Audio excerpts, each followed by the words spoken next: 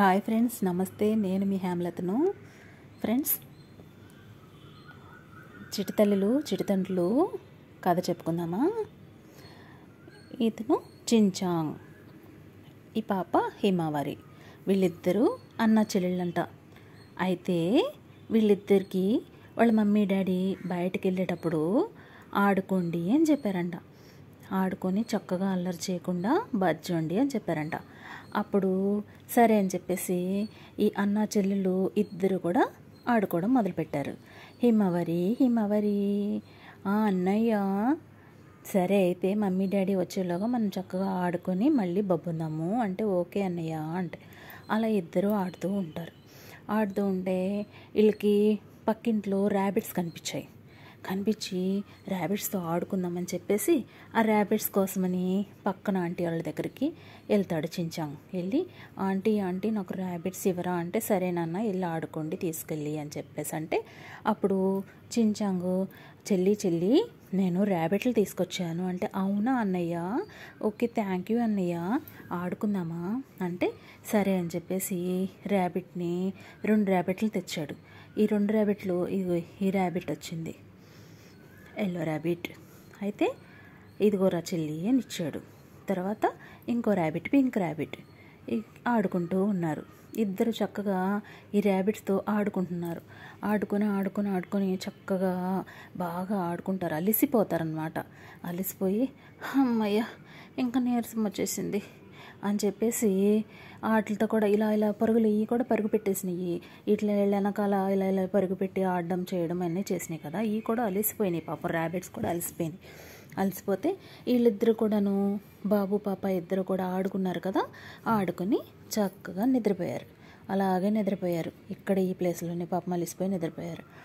కానీ ర్యాబిట్స్కి ఆకలి అవుతుంది, నిద్ర రావట్లేదు. అప్పుడు వాళ్ళ దగ్గరికి వెళ్ళి నిదానంగా లేపుతూ ఉంటే వీళ్ళు నిద్రలో ఉన్నారు కదా. ఏళ్ళు పొబ్బో అంటాం, ఏళ్ళు పొబ్బో అంటున్నారు. పాపం వీటికి బాగా ఆకలి అవుతుంటే వీళ్ళకి ఈ ర్యాబిట్స్ని ఇచ్చేటప్పుడు ఆ పక్కన ఆంటీ అన్నారు మీరు ఆడుకున్న తర్వాత వాటికి ఫుడ్ పెట్టమని చెప్పారనమాట. అయితే హిమావరికి ఈ తర్వాత చించాంగు వీటి ఫుడ్ పెట్టడం మర్చిపోయారు. ఆడుకోవడం అయితే చక్కగా ఆడుకున్నారు పాపం, కానీ అలిసిపోయి పబ్బున్నారు. అయితే ఇవి బాగా ఆకలితో అలా ఏడుస్తూ ఉన్నాయి. వాళ్ళ ఇంటికి వెళ్ళే దారేమో వీటికి తెలియట్లేదు. ఎలాగా మళ్ళీ వెళ్ళి లేపుతాయి. మళ్ళీ వాళ్ళు వెళ్ళమ్మా వెళ్ళబొబ్బో అని కొడతారు. వీళ్ళు కూడా ఈ పాప కూడా హిమావరి దగ్గరికి వెళ్ళి ఇలా అంటూ ఉంటే అయ్యో నన్ను బొబ్బోని అని చెప్పేసి అంటది. అని అలా అంటుంటే పాపం ఈ రెండిటికి బాధ అనిపిస్తుంది, బాగా ఆకలి అవుతుంది. సరే అని చెప్పేసి నీరసంగా అట్లా కూర్చొని ఉంటాయి. నిదానంగా పక్కకి ఇలా పడిపోతుంది ఈ ఒక ర్యాబిట్. సరే అని హిమావరి గబుక్కుని లేచి చూసిద్ది. ఇలా చూసిందనమాట.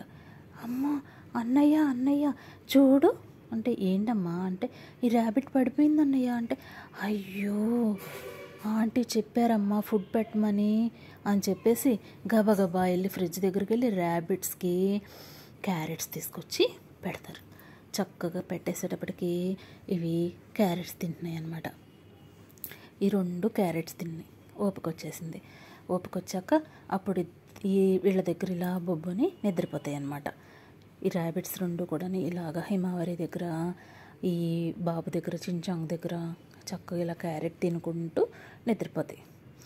అప్పుడు వీళ్ళకి బాగా ఉసూరు అనిపించి అయ్యయ్యో మనం ఆడుకోవడానికని తీసుకొచ్చాము కానీ వీళ్ళకి ఇలా చేసేసాము, మనం బాగా నీరసం అయిపోయారు అయ్యో అని చెప్పేసి చాలా ఫీల్ అవుతారు.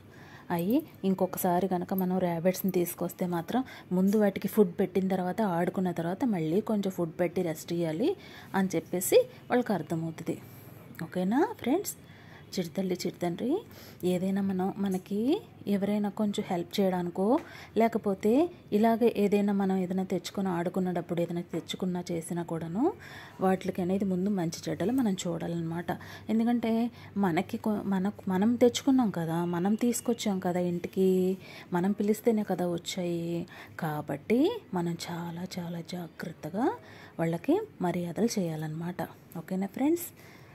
చిటితల్లి చిటితండ్రి కథ అర్థమైందా?